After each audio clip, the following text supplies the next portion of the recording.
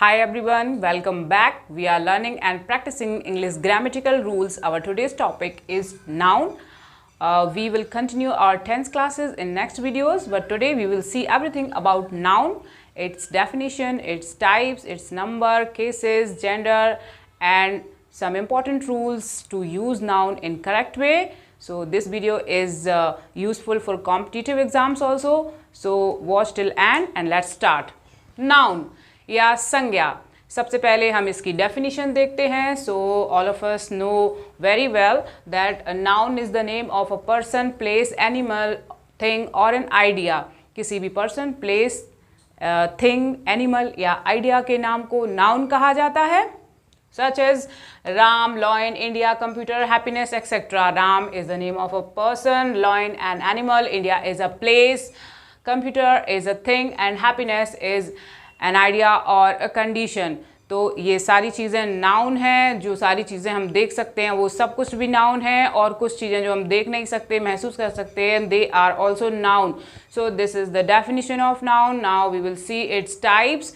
So nouns are of 6 types. Noun के 6 प्रकार हैं. First is proper noun, second is common noun, third is collective noun, fourth is concrete noun, fifth is abstract noun and sixth is material noun. तो सबसे पहले देखते हैं what is proper noun. Proper noun, the name given to a particular person or a place is proper noun. किसी भी particular person को दिया गया नाम या किसी particular place को दिया गया नाम proper noun कहलाता है. such as सीता, रिया, रसिया, रोम etc. तो सीता, रिया, रशिया, रोम ये particular person या places हैं जो अपने आप में एक ही हैं, तो ये proper noun है. second is common noun, the name given to person, place or thing belonging to same class or kind are called common noun.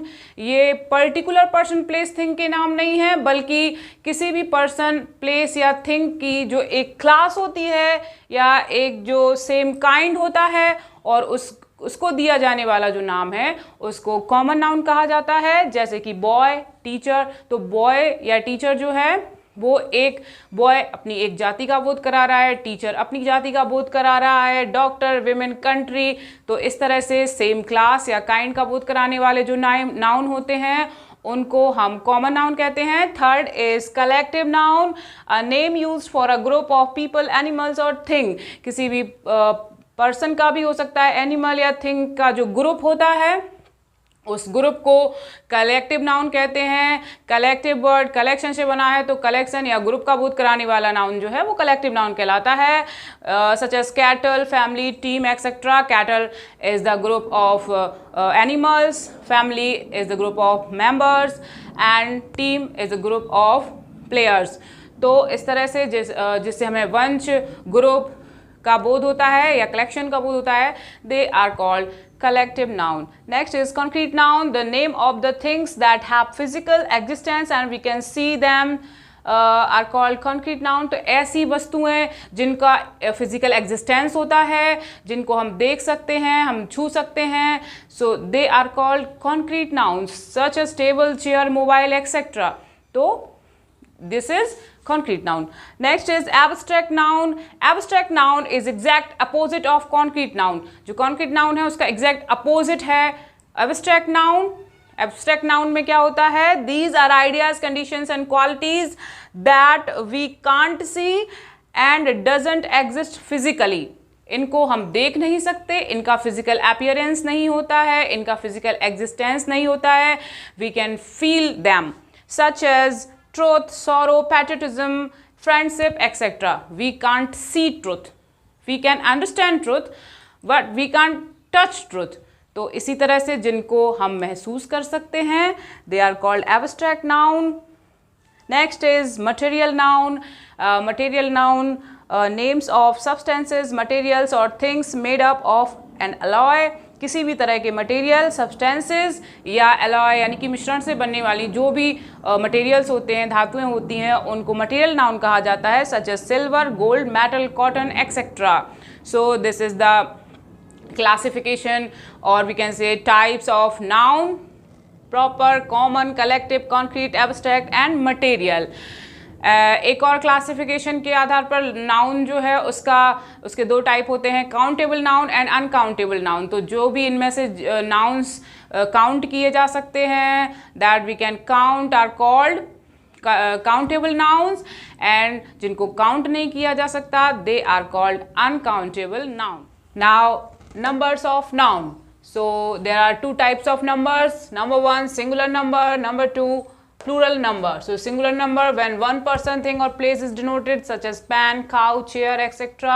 These are singular number. जब किसी एक person, place या thing को denote किया जाता है किसी भी noun के द्वारा, तो उसको हम singular number कहते हैं. And plural number are those noun when a noun denotes more than one person or a thing. तो जब किसी एक से ज़्यादा पर्सन, प्लेस या थिंग को डिनोट किया जाता है, ऐसे नाउन्स जो हैं वो प्लूरल नंबर होते हैं, जैसे कि pens, cows, chairs. These are without S and these are with S और es. सो सिंगुलर और plural. Now genders of noun. So there are three types of genders. Number one is masculine gender. Masculine genders are those that refers to a male class of a person, place or thing. तो जहाँ पर किसी mail class को refer किया जाता है, किसी भी पर्सन की, प्लेस की या थिंग की, तो वो मैस्कुलाइन जेंडर कहलाता है, जैसे कि man, dog, boy, horse, moon etcetera. So आदमी, कुत्ता, लड़का, घोड़ा, चांद, जहाँ पावर को या मेल क्लास को रेफ़र किया जाता है वो मैस्कुलाइन जेंडर होते हैं. Feminine gender, nouns denoting a female class such as girl, women, tigress, nature etcetera. तो जहाँ पर ब्यूटी को या फीमेल क्लास को डिनोट किया जाता है, ऐसे नाउन्स जो हैं वो फेमिनाइन होते हैं, जैसे कि गर्ल, लड़की, महिला, शेरनी, नेचर, प्रकृति. Third is neuter gender. So that neuter gender denotes a thing without life, either male or female. ये ऐसी चीज़ों को डिनोट करता है जिनमें लाइफ नहीं होती, चाहे वो मेल हो या फीमेल हो, जैसे कि pen, room, book etcetera. So these are numbers and genders of noun. देखते हैं cases of noun. So 4 types of cases. Number 1, nominative case. Number 2, objective case. Next is possessive case and fourth is vocative case. तो देखते हैं क्या हैं now cases of noun. First is nominative case.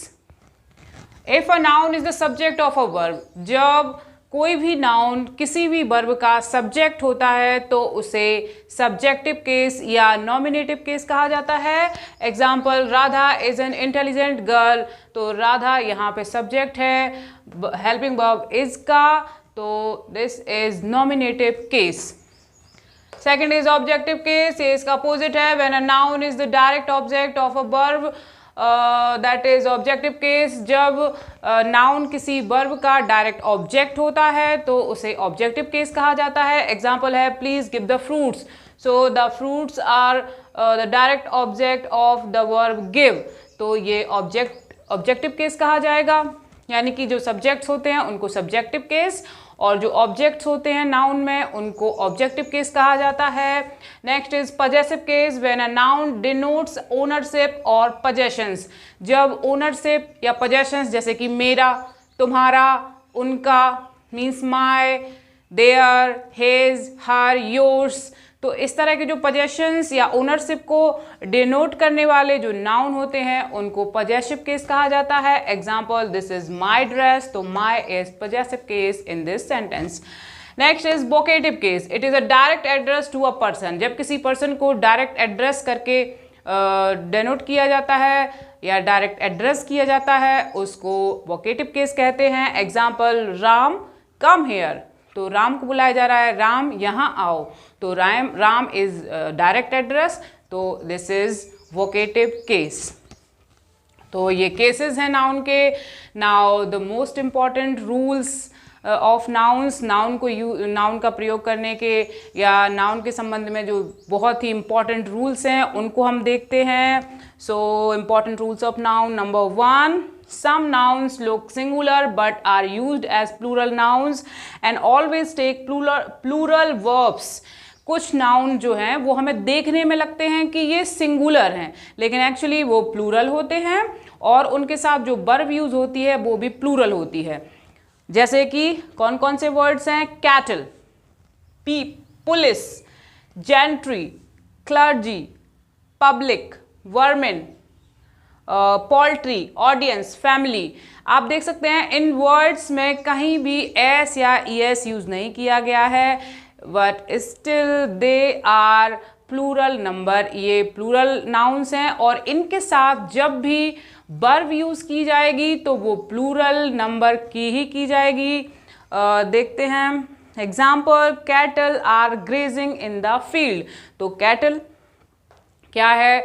Group of animals को cattle कहा जाता है। तो ये देखने में सिंगुलर है लेकिन एक्चुअली ये प्लूरल है और इसके साथ आर का यूज किया गया है। अगर सेंटेंस में कहीं आपको दिखता है cattle is grazing in the field, so that is wrong sentence, वहां पे हम इसकी जगह आर का यूज करेंगे। People are making much noise, तो पीपल इज प्लूरल नंबर और उसके साथ आर का यूज़ किया जाएगा। तो इन जो ये वर्ड्स हैं इनको आपको ध्यान से देखना है और इनके साथ आपको प्लूरल वर्ब का यूज़ करना है because they are plural noun. अगला रूल है rule number 2, there are some nouns that always take singular verbs. कुछ ऐसे भी नाउन्स होते हैं जिनके साथ हम हमेशा सिंगुलर वर्ब का यूज़ करते हैं, जैसे कि news, ethics, machinery, advice, stationery, physics, mathematics. इनमें से कुछ ऐसे वर्ड्स भी हैं जो हमें प्लूरल में दिखाई दे रहे हैं क्योंकि उनमें एस लगा हुआ है, still we use singular verb with them. जैसे कि एग्जाम्पल देखते हैं, this news is not true, तो न्यूज़ के साथ इसका यूज करेंगे। इसी तरह से ethics, machinery, advice, stationery, physics, mathematics, ये कुछ वर्ड्स हैं, ये कुछ नाउन्स हैं जिनके साथ भी सिंगुलर वर्ब का यूज किया जाएगा। नेक्स्ट रूल देखते हैं, some nouns are always used in plural form and always take plural verb. कुछ नाउन्स ऐसे होते हैं जो हमेशा प्लूरल फॉर्म में रहते हैं और उनके साथ वर्ब भी प्लूरल ही यूज होती है, मीन्स उनका सिंगुलर फॉर्म नहीं होता, वो सिंगुलर फॉर्म में यूज नहीं किए जाते। Such as scissors, premises, spectacles, tongs, trousers etcetera. तो ये scissors, premises, spectacles, tongs, trousers, इनका हम सिंगुलर यानी विदाउट एस या एस इनका यूज़ नहीं करते और इनके साथ जो वर्ब यूज़ करते हैं वो भी प्लूरल ही यूज़ करते हैं। Example, where are my scissors, मेरी सीजर्स कहाँ हैं, तो आर का यूज़ हुआ है सीजर्स के साथ। तो इस तरह से ये प्लूरल में ही रहेंगे और इनके साथ वर्ब भी प्लूरल ही यूज़ होती है। नेक्स्ट रूल है, nouns that indicate the number, measure, money, length, weight remain unchanged when any definite number precedes them। जब भी ऐसे नाउन्स जो कि हमें नंबर, मेजर, मनी, लेंथ या वेट की तरफ इंडिकेट करते हैं, वेट की तरफ इशारा करते हैं, तो उनके साथ हम एस नहीं लगाते। अगर कोई डेफिनेट नंबर उनको प्रोसीड करता है, यानी कि उनके आगे अगर कोई डेफिनेट नंबर, एक निश्चित संख्या लिखी हुई है, तो उनके साथ हम एस या एस नहीं लगाते। जैसे कि शी वॉट 2 डजन एग्स, तो डजन के आगे 2 एक डेफिनेट नंबर लगा हुआ है, तो हम यहाँ डजन्स का यूज़ नहीं करेंगे। सी वॉट 2 डजन्स एग्स, ये रॉन्ग सेंटेंस है, 2 के बाद डजन आएगा, डजन्स नहीं। सेकंड है, my office is 5 kilometre from my house, मेरा ऑफिस मेरे घर से 5 किलोमीटर है, तो किलोमीटर के आगे 5 एक डेफिनेट नंबर दिया हुआ है, तो हम किलोमीटर्स नहीं लिखेंगे। Kilometre is the right form of noun in this sentence. Next rule है, some nouns give different meaning in their singular and plural forms। कुछ ऐसे भी noun हैं जिनका सिंगुलर और प्लूरल में अलग अलग अर्थ होता है, जैसे कि good, authority, force, wage etcetera. जैसे कि गुड, तो गुड का मतलब अगर सिंगुलर में है तो गुड मीन्स अच्छा, वाइज। और गुड्स जब हो जाता है तो उसका मतलब होता है लगेज से या सामान से, तो गुड या गुड्स, इनका सिंगुलर और प्लूरल में अलग अलग जो है अर्थ निकलता है। इसके बाद अथॉरिटी, तो अथॉरिटी या अथॉरिटीज़ जो होता है उसका भी अलग अलग अर्थ होता है। अथॉरिटी मीन्स कमांड, और अथॉरिटीज़ जो होता है वो पीपल इन पावर को कहा जाता है। फोर्स मीन्स स्ट्रेंथ, और फोर्स को जब हम प्लूरल में यूज़ करते हैं तो फोर्सेस मीन्स आर्मी। इसी तरह wage means punishment, and wages जब हो जाता है तो उसका अर्थ होता है डेली लेबर चार्जेस। तो ये ऐसे वर्ड्स हैं जिनका सिंगुलर और प्लूरल अलग अलग अर्थ होता है, अलग अलग मीनिंग होता है। नेक्स्ट है material nouns generally do not take any article before them. जो मटेरियल नाउन्स होते हैं हमारे, जनरली उनसे पहले हम किसी भी आर्टिकल ए एंड दा का यूज़ नहीं करते हैं। जैसे कि gold is a precious metal, तो गोल्ड मटेरियल नाउन है, उसके आगे हम दा या ए एन इसका यूज़ नहीं करेंगे, आर्टिकल यूज़ नहीं करेंगे। लेकिन अगर वो किसी विशेष रूप से बताया जाए, जनरली लिखा हुआ है तो जनरली तो किसी भी मटेरियल के आगे दा का यूज़ नहीं होता, लेकिन कोई पर्टिकुलर मटेरियल है तो वो आर्टिकल लेता है। जैसे कि gold is a precious metal, इसमें हमने दा यूज़ नहीं किया है, लेकिन the gold of your ring is not 24 carat, तो एक पर्टिकुलर गोल्ड को बताया जा रहा है, पर्टिकुलर गोल्ड को इंडिकेट किया जा रहा है। तो ऐसी सिचुएशन में हमने दा के गोल्ड के आगे दा का यूज़ किया है, तो जनरली मटेरियल्स के आगे दा का यूज़ नहीं होता। लेकिन जब किसी पर्टिकुलर मटेरियल को बताया जाए तो ऐसी सिचुएशन में इनके आगे आर्टिकल का यूज़ होता है। Rule number 7, in a neuter gender noun we use masculine gender to personify the strength or power and feminine gender to personify beauty and grace। किसी न्यूट्रल जेंडर में अगर हमें स्ट्रेंथ या पावर को दिखाना है, या वो स्ट्रेंथ या पावर वाला कोई लाइफलेस ऑब्जेक्ट है तो हम उसमें मस्कुलाइन जेंडर का यूज करते हैं, वो मस्कुलाइन जेंडर की तरह यूज किया जाएगा। और अगर कहीं पे ब्यूटी या ग्रेस को पर्सोनिफाई कर रहा है नाउन न्यूट्रल जेंडर, तो हम वहां पे फेमिनाइन जेंडर का यूज करेंगे। एग्जांपल्स देख लेते हैं। It is our duty to protect our mother earth, तो मदर अर्थ जो है न्यूट्रल जेंडर है, लेकिन हमने उसके लिए मदर वर्ड यूज किया है, तो ये यहाँ पर फेमिनाइन जेंडर की तरह यूज किया गया है। The moon was shining with all his might, moon अपनी पूरी माइट मतलब पावर के साथ साइन कर रहा है या साइन कर रहा था, तो यहाँ पे हिज का यूज किया गया है, मींस मून को मस्कुलाइन जेंडर दिखाया गया है। तो जहाँ पे स्ट्रेंथ या पावर को जो नाउन पर्सोनिफाई करेंगे उन न्यूट्रल जेंडर, उनमें ऐसे न्यूट्रल जेंडर जो है वो मस्कुलाइन जेंडर कहलाएंगे या मस्कुलाइन जेंडर की तरह यूज किए जाएंगे। और अगर वो ब्यूटी या ग्रेस को पर्सोनिफाई कर रहे हैं तो ऐसे जो न्यूट्रल जेंडर हैं उनको हम फेमिनाइन जेंडर की तरह यूज करेंगे।